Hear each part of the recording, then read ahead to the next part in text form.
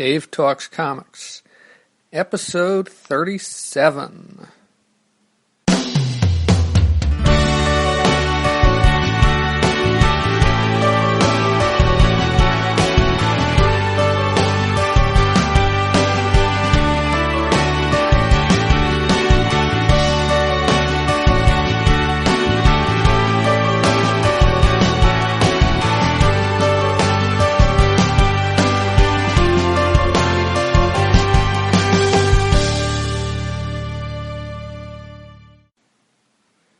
Dave Talks Comics is a podcast on the subjects of comic books and cartoons. I talk about comics I have read and cartoons I have watched. Dave Talks Comics can be found on the web at davetalkscomics.com. On Twitter, at Dave Talks Comics. Email can be sent to dave at davetalkscomics.com. I talk from my notes on these comics. I don't go panel by panel. I try to do more than just summarize the stories. This podcast is not spoiler-free. I try not to spoil everything, but in the process of talking about these comics, I may spoil them in some way. On this episode, I will be talking about, in the first part, I'll be talking about Who's OHotMU, and that's my commentary on the entries from Who's Who, the definitive directory of the DC Universe, and the OHotMU, the official handbook of the Marvel Universe. I'm still on the first issue of each of those, so these are more entries from the A's. And then the second part, I'll be talking about some of the comics that I bought at the Appleseed Comic-Con in May of this year.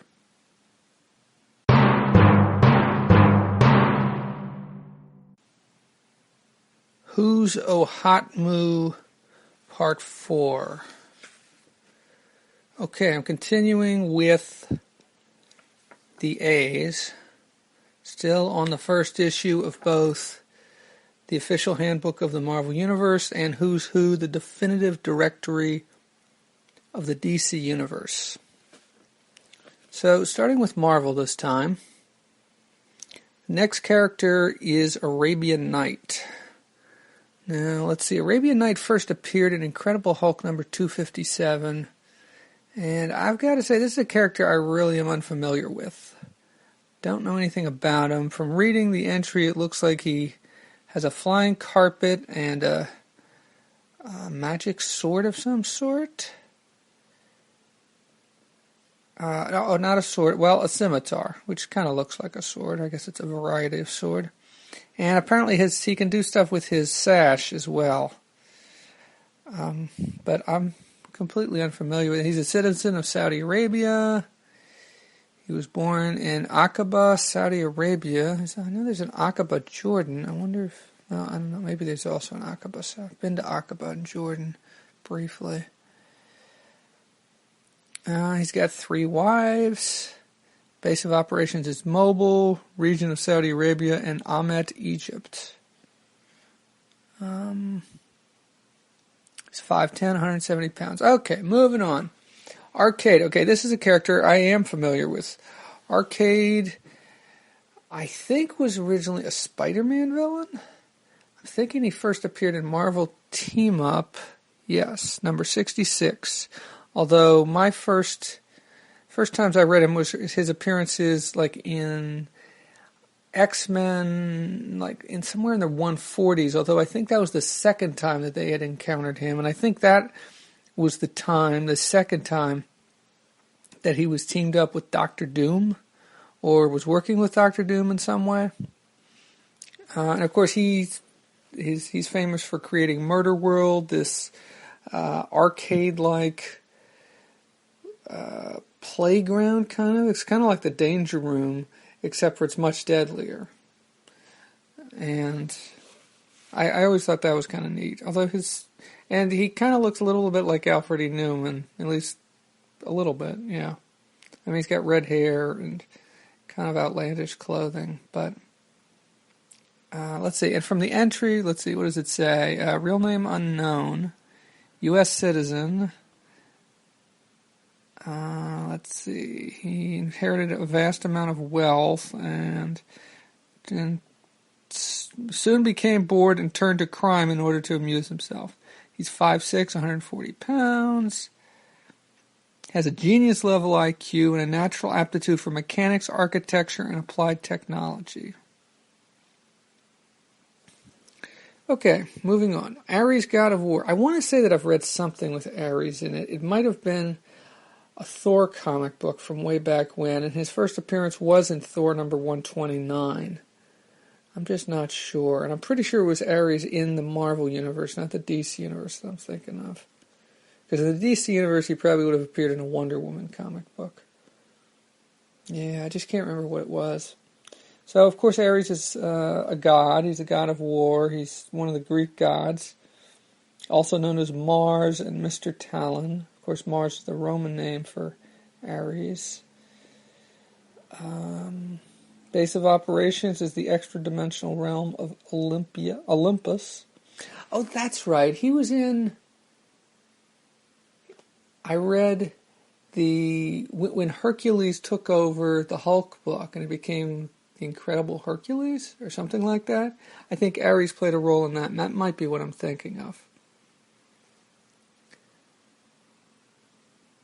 Let's see, he has quasi-magical powers. He's an immortal god. He's able to lift approximately 70 tons. He has virtually inexhaustible stamina. He can't die by any conventional means. He's got weapons, blah, blah, blah. Let's see, who drew this picture? That's a pretty good... Ares was drawn by Paul Smith. Very nice. Let's see, moving on. Ariel. Real name is Catherine Pride, a.k.a. Kitty Pride, a.k.a. Shadowcat, a.k.a. I think she's got at least one other name, alias, that I'm not thinking of right now. I always prefer just calling her Kitty Pride. Of course, she's a mutant. She can phase through things. That's her power. She's 5'4", 106 pounds. Hazel eyes, brown hair. Let's see. And also, in phasing through things, she can disrupt it usually disrupts electronics. And it says here, at this point of her development, she is not able to extend her phase effect to include any object other than her own body of greater mass. Any object other than her own body of greater mass than her own clothing. She is practicing, however. Okay, that didn't make sense exactly. Okay, moving on. Archon. Okay, Archon's the ruler of the planet Polemicus, I think it's pronounced. And he kind of looks like a barbarian, a bit like Conan type, but he carries a shield which has at least in this picture, it has a lightning bolt on it. He has a quiver which is full of these lightning bolts that do various things. And Archon was in X-Men Annual number 3, and he kidnapped Storm because he wanted Storm to be his queen, and so then the X-Men had to go to Archon's dimension because he comes from another dimension, and he first appeared in Avengers number 75. And I haven't read that book in years. That's one I definitely want to reread, though.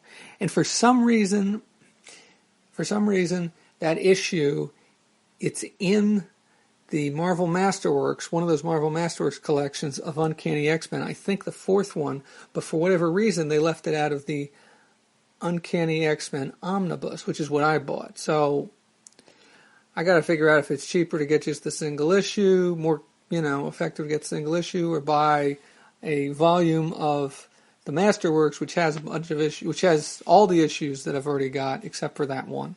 So maybe if I can get it on the cheap or something. Okay, moving on. Arnim Zola. Arnim Zola is a biochemist. He works with the Red Skull quite often. He first appeared in Captain America number 208, which is reprinted in Captain America the Swine, which I read sometime in the past year or so. In fact, I think I talked about it on one of the very first episodes of Dave Talks Comics. Possibly the very first episode. And it was specifically, his appearance was the reason why I bought that one, because I didn't buy the previous. It's the third collection of Jack Kirby's second run on Captain. Well, I don't know, second or third run, but anyway, it's his 1970s run on Captain America. And I think that's the final volume. I think there's just 3 volumes to collect that run. But he does all kinds of weird stuff, and he creates all these weird beings. And I thought it was really cool. And the Falcon's in it. And let's see. So Arnim Zola is a Swiss citizen. And I believe he showed up also in some World War II stories, although I'm not certain on that. And he's got ESP powers, and his old body was, he transferred his brain or his being into a different body. Let's see. Possesses no superhuman. He derives his powers from his ability to control his own monstrous biogenetic creations by means of certain electropsychic instruments of his own design. And I think he also showed up in, if you read the Mike Zeck and J.M. DeMatteis run on Captain America, I think he shows up in that also.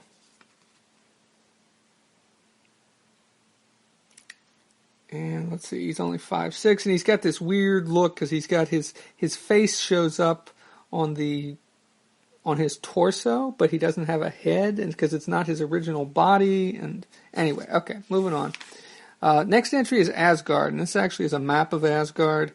And I don't know if this is real helpful or not. I guess it could be if you read Thor a lot. I can't think of any other books that this would be meaningful for. Possibly the occasional Avenger story. But so that's, I don't really have a whole lot of commentary on this. And then the next page is the Asgardians, and so these are pictures of most of the Asgardians, most of whom I think are friends of Thor or allies of Thor. There are a few who are not, like Carnilla, the Queen of the Norns. I don't believe she's a... But you got the Warriors 3, Hogun, Fandral, and Volstagg. You have Thor, of course. You have Odin. You have Sif. You have Heimdall, Balder. Well, Loki is a villain, of course, and Thor's half-brother. And then there's a few others here, like Hela and Frigga. And they list all their first appearances here. And so it's just kind of like a grid that has all of them listed. And next you get another map, and this one is of Atlantis. I'm not as familiar with Atlantis as I am with... Or I just have not read as many stories, because the page following Atlantis is the page on the Atlanteans, and you get a short description here explaining what happened and when Atlantis sank and what it was before it sank, and about how the Submariner became the king of Atlantis. It's not very long. I mean, it's a paragraph, basically. But it doesn't show just Atlantis. It's a map of the world, and it shows like various places in the world where the people who lived underwater, the Atlanteans, I guess, although they didn't all live in Atlantis, the people who breathe water lived, and so you get all the way from Antarctica. There's some in the Black Sea and in Eastern Europe, or is that Western Asia? I'm not sure. And I guess some of these points, I guess some of them must refer to particular stories, but they don't. You get just a couple words about them. These arrows point here, like site where Namor found Atlantean nomads, lair of the faceless ones, Namor's solitary palace, home of primeval Atlanteans. But I don't know. It'd be nice if there was some reference that would tell you when these stories took place, or when these places became to be known through comic books. Anyway. And then you've got, finally, the last page I'm going to talk about in this volume, for now, is Atlanteans. And so, of course, you have Namor, you have some of his relatives, and some of these are definitely villains. Atuma, I believe, is the one who was known as U-Man, if you've read the Invaders, the first volume of Invaders. I'm not sure. I'm talking about Invaders Classic, which was reprinted the first 9 or 10 issues of the Invaders run from the 1970s, the original Invaders run. But I'm guessing a lot of... I'm not familiar with a lot of the... Namorita's here. I'm surprised Namora is not here. And so yeah, okay, so I'm going to leave it at that. I think I've babbled a little enough on the OHotMU side. So now getting over to Who's Who. First entry is Anthro. And Anthro here is drawn by Howard Post, or Howie Post, and I always thought, I looked this up before I started recording, I always was under the impression that Anthro had been drawn by Joe Kubert, but actually Howard Post was the original artist of Anthro, and Anthro had a short run in, I think it was Showcase? Yes, he first appeared in Showcase, and I think it ran for about 6 issues, and then he's shown up occasionally since then. I'm not sure if his appearances have been reprinted, but maybe they have. But Anthro was basically I think he was, is an ordinary boy whose greatest power and weapon is his quick-to-adapt mind and ability to show compassion for an enemy. So I think he was kind of like the next step forward in mankind.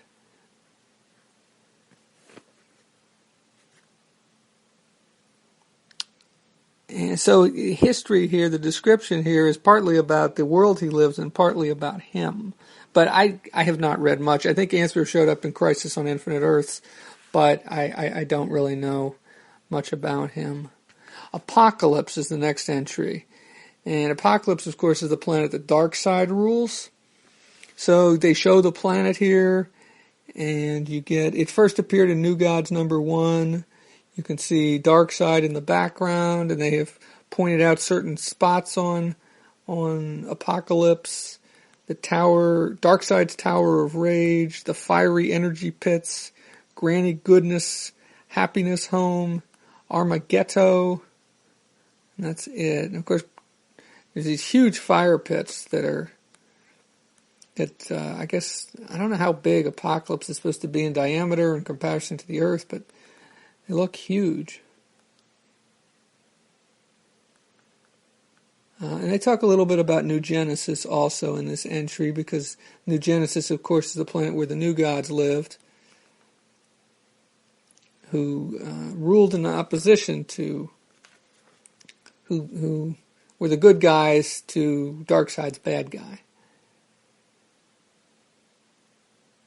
And it also says, at this writing, New Genesis has apparently been destroyed, leaving the New Gods to seek their destiny among the stars, and leaving Darkseid among the ruins of Apocalypse, a bitter, frustrated man. And the art on this is by Greg Theakston, of course, I think also inked Jack Kirby's work occasionally. Yeah, they probably couldn't get Kirby to come back and, well, I don't know, draw for them. I'm not sure if Kirby drew any entries for the Who's Who or not. Let's see, the next page is Aqualad and Aquagirl. And he first appeared in Adventure Comics number 469. Let me see. Yeah, that's what it looks like it says, 469. She first appeared in Aquaman number 33. I remember them best from their appearances in New Teen Titans. They were not regular members of the New Teen Titans, but there was a story, it may have been even after it went to Tales of the New Teen Titans, that they appeared in.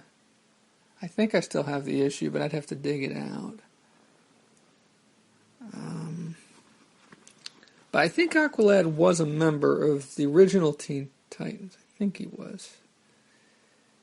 And if you've watched, I was recently watching Young Justice? No, wait. Is that what it's called? I think that's what it's called. The series about the junior members, Robin and Aqualad, who's different from this Aqualad. It's not the same guy, same name, but different character. And in fact, this character, Garth, actually plays a role in is it Young Justice? I think it is Young Justice.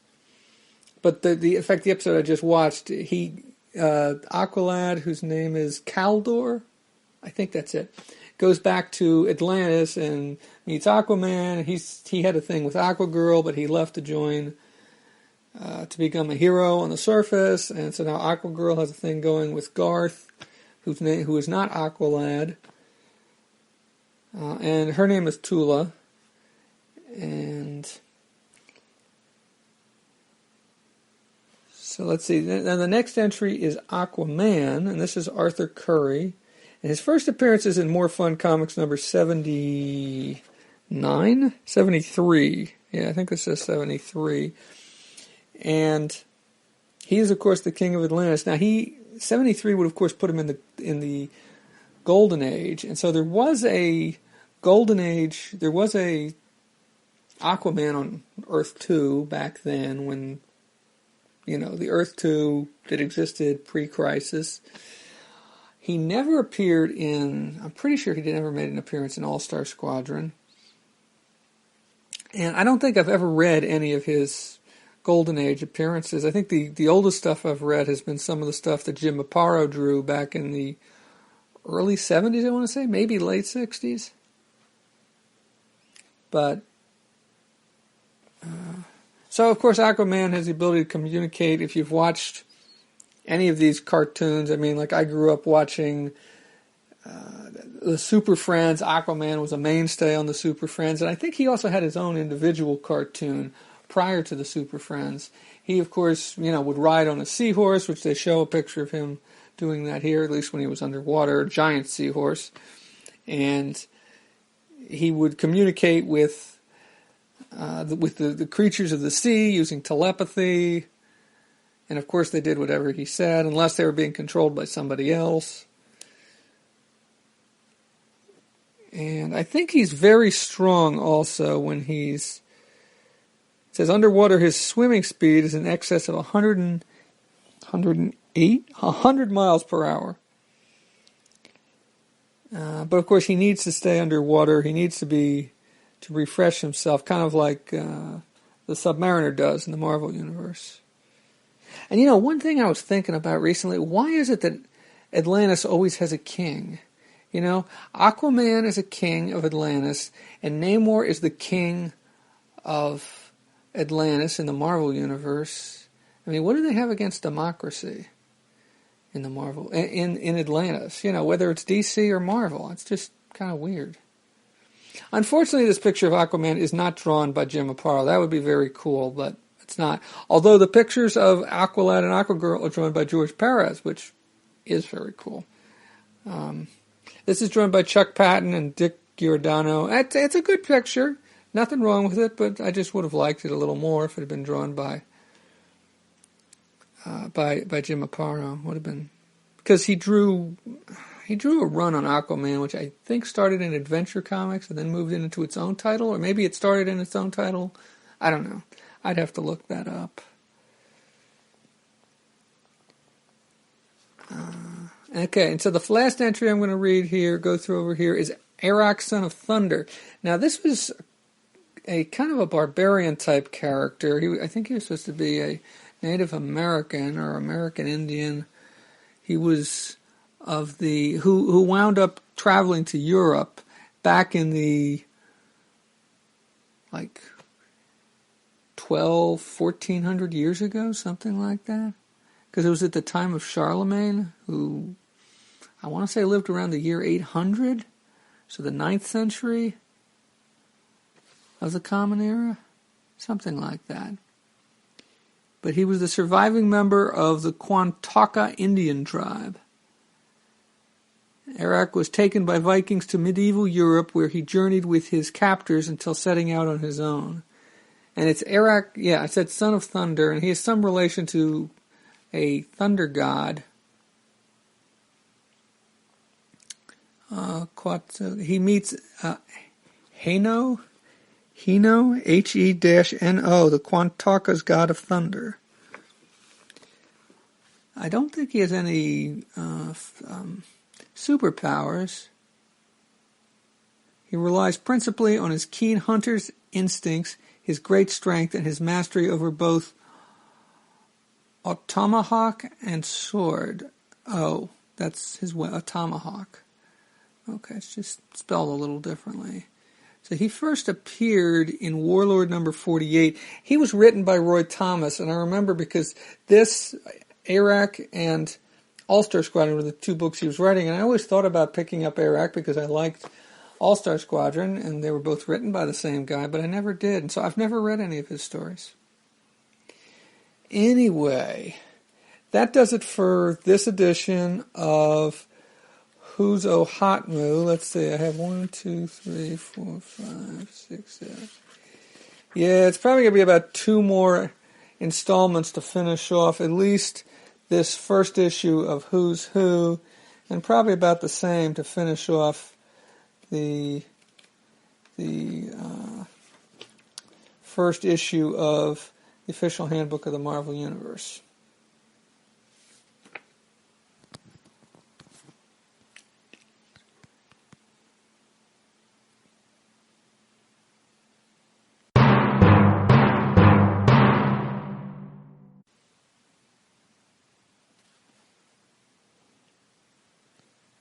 Okay, I'm going to follow up on some stuff I bought at Appleseed Con back in May.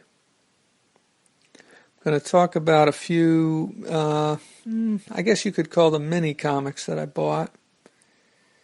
Certainly indie comics. First one I'm going to talk about is Pax of the Low Country. This is written by John Dudley, and the art is by... Well, the line art and wash is by Don Cardenas, and the color art's by Kelly Fitzpatrick. This is the first part of, I believe, a 5-part story. I really don't like to review stories, chapter by chapter, because it doesn't give me a clear idea of what the full picture is, and I prefer to review the full picture. Anyway, this is kind of set in a post-apocalyptic world. The main character is a guy named Bastion. There was an invasion by aliens. Now the world is populated by monsters. I'm not sure if they're aliens or not. He's been living in a sheltered area. He's kind of a member of a military type organization, and now he's going outside the fence line, outside the protected area for the first time with a team. And it's a little unclear as to what their mission is. He doesn't even know exactly who his teammates are.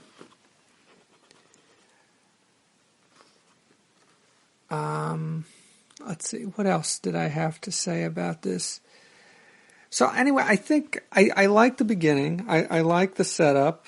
I think it's good. I think there's some good character moments in this. There's some good interactions between the different characters in this. You have some action in this. They encounter some monsters once they get outside, because the story opens with them jumping out of a plane, parachuting out of a plane, landing in a wilderness area, then meeting up with some people who live out there in this wilderness area, and then eventually they encounter some monsters while they're in. Once they encounter some monsters, he discovers that a couple of his teammates have some superpowers. He does not have any superpowers. And there's some question about how evil the monsters really are. And anyway, so far I like it. I think they're supposed to have the second and third issues out sometime later this year. I'm not certain. Maybe they're out now. I should probably look on the internet for that and maybe do a follow-up. But I like this, and the visual storytelling is good. And I'm eager to see what comes next. Okay, next book I'm going to talk about is Seekers of Tomorrow. This is by Michael Fraley, and he did everything for this. He wrote, he drew it. The cover and the front and back covers are in color, but the book itself is in black and white. Oh, I didn't mention, Pax of the Low Country is in color. And it's printed like a comic book. It's printed through Kaboom, or Kablam. But anyway, okay, Seekers of Tomorrow is basically, this is really a mini comic. This is, looks like it was printed on 8.5 by 11, folded over and stapled. It's 11 pages of story, plus 2 pages of text. It's a science fiction story similar to, I guess, Pax of the Low Country is a science fiction story. It's set on Mars in the year 3163, and basically you got 2 refugees on the run. One's a woman and one's a robot, and they're running from a lab. And you don't know too much about them, but the robot apparently has the memories or of the scientist from whom they're escaping, Dr. Caliente. And they encounter a couple people.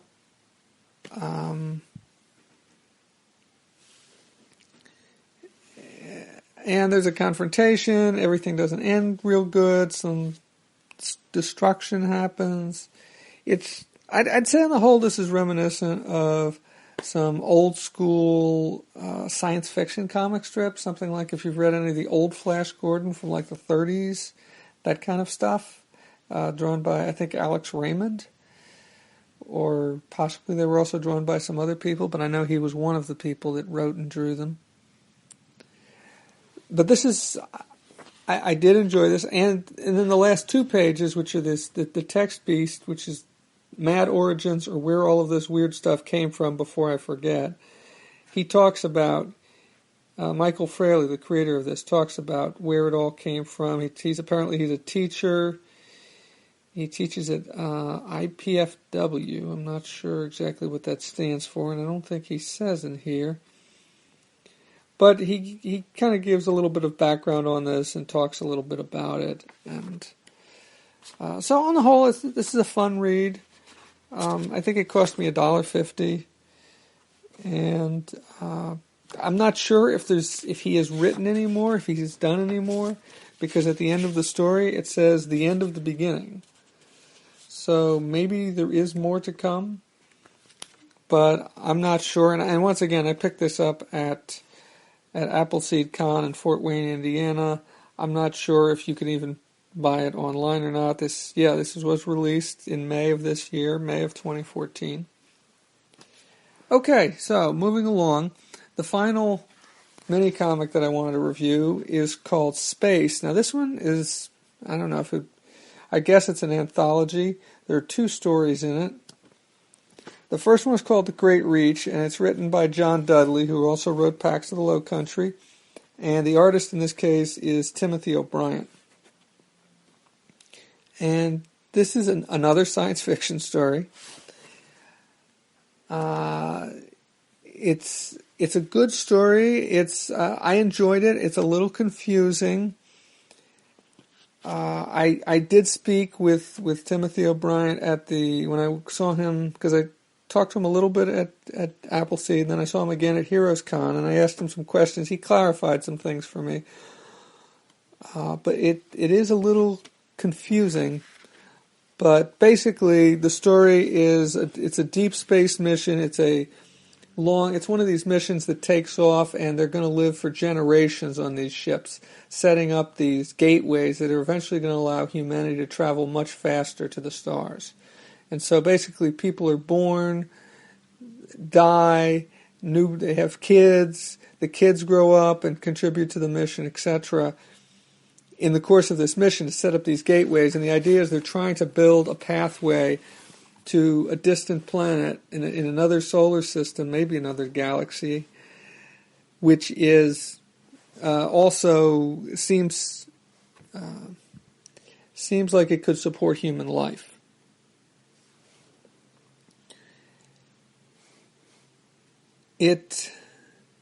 What I like the most about this is probably the relationship. There's a brother and sister, and she is very upbeat about everything, and he is not. He is kind of down about things, and eventually you find out it's not a very long story. It's, 2, 4, 6, 8 pages. Eventually you find out as you go through this that he knows something that she doesn't, and really that almost nobody else on the ship knows. Something the captain has told him. Something has gone very wrong, and it's brought his mood down. And she is very upbeat because they are close to finishing their mission, and everybody on the ship's trying to decide, it's kind of, do they go back or don't they? And what he knows actually limits those possibilities. And I'm being kind of vague here because I don't want to give it all away. But it was a very good story, and I really liked the both the visual and the story itself. The visual storytelling, the facial expressions, and just the interactions between the characters, especially between he, and I should get these names straight, between the brother and the sister, Patrick and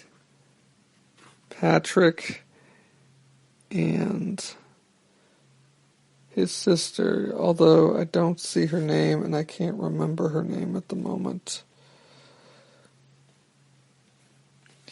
But it was a very good read, and it gave me a lot of food for thought, and it kind of made me think. And even in 8 pages, they did a really good job of telling the story. Okay, the final story, the other story in this collection, is called Hold to Release, and it is written and drawn by Harry Moyer, who was not at Appleseed Con. And this is another one I'm left a little confused as to exactly what happened, but the part that does seem to be clear to me is that there are 2 levels of people. There's these people there's the people on Earth, and then there's people in this micro world who are called the Dominionauts. And the Dominionauts don't realize what they are, or at least that's what the people on Earth think, or these scientists who have them in this micro world. But then you get to see the Dominionauts, and the Dominionauts are talking about uprising, and it's really the beginning and the end that leave me to wonder exactly what happened. But it's almost like there's a 3rd level bigger than the Earth. Because at the end you see this person looking down on the Earth like the Earth is this tiny object. And I'm not sure, though, if it's the Dominionauts who have found a way to make themselves much, much bigger, or if it's or if it's somebody else. So, but it's an interesting story, and I like the way it's drawn, and I like the visual storytelling once again. I like the use of imagery and symbols to tell the story and not to explain everything. In a way, I wish that I understood it better, but at the same time, it isn't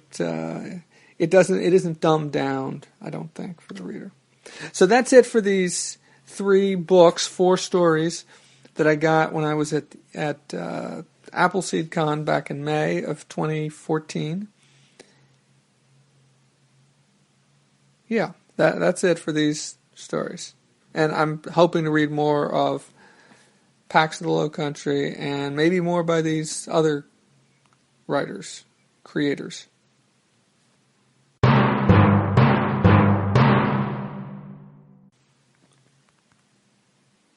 That's it for episode 37 of Dave Talks Comics. A couple notes before I wrap up here. First off, I wanted to say that I've kind of changed things a little bit on the website. So now it is possible to leave comments at DaveTalksComics.com. I think there are also links there to favorite or Google Plus episodes as well. The link will still, DaveTalksComics.com will still, or www.DaveTalksComics.com will still take you to the page, but it will look a little different. Also now, DaveTalksComics.blogspot.com will also take you to that page. So you can leave your questions or comments there at DaveTalksComics.com, or you can send them by tweet at DaveTalksComics, or you can always email them to Dave@DaveTalksComics.com, or you can leave them on Facebook if you found it through there, or wherever else you might find it. Next time on Dave Talks Comics, I will be talking about Amazing Spider-Man Annual Number 14, which is from the early 1980s. And I'll be talking about Our Man, a few issues of Our Man, I believe issues 7 through 10, which is from the late 90s. Thank you for listening.